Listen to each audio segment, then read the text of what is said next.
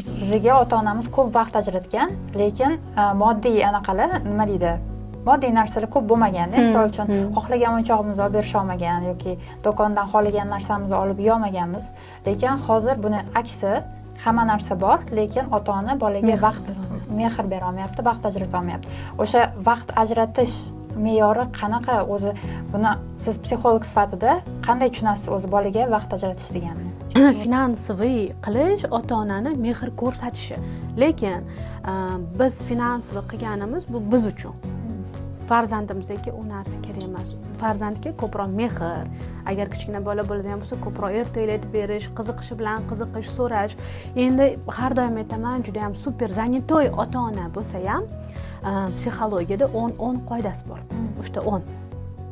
Ertalab 10 daqiqa. Deylik, maktabga kuzatayotgan vaqtingizda farzandingizga yaxshi tilaklarni berish, ya'ni kun affirmatsiyasi deymiz, psixologlar tilida aytadigan bo'lsak, bolaga faqatgina yaxshi yo'nalishi, yaxshi so'zlarni aytib rivojlantirish. Men senga ishonaman.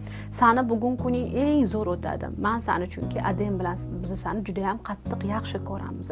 10 daqiqa bu ko'p emas, lekin farzandingizga nima tilamoqchi bo'lsangiz, bemalol 10 daqiqada izhor qila olasiz. Keyingisi maktabdan kelgandagi davr, ya'ni hozir ko'pchilik ota-onalar baribir ham частный maktablarga berishgan, hattoki davlat maktablarida ham bola 4-5 gacha bar darslarini qilib, prodlyonkada o'tirib keladi. Bu degani o'sha kun tugallanishiga, siz ishdan kelgan vaqtdagi davr bo'ladi. 10 daqiqa farzandingizni kuni qanaqa o'tgani.